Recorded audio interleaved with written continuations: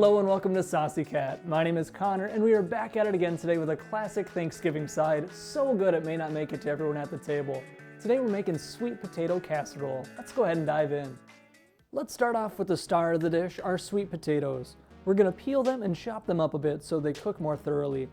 Grab a large pot and boil up some water. Once it's boiling, toss in your potatoes for around 15 minutes or until it's soft enough to poke them through with a fork.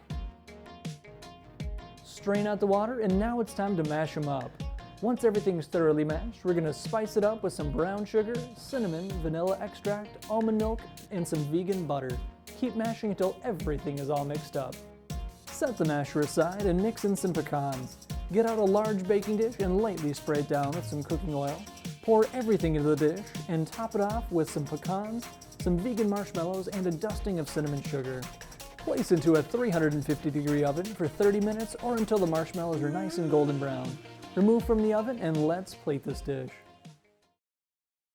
I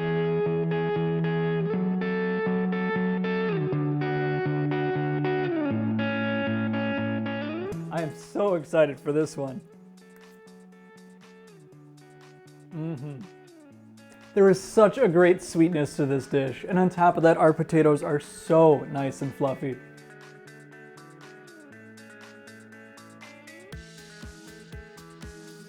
Well, that is going to do it for today. I want to thank you so much for watching. Let us know what are some of your favorite Thanksgiving sides in the comment section down below.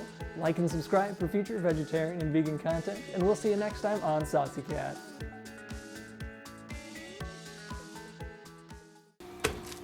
He did the potato mash. Potato mash. It was a potato smash. Potato mash.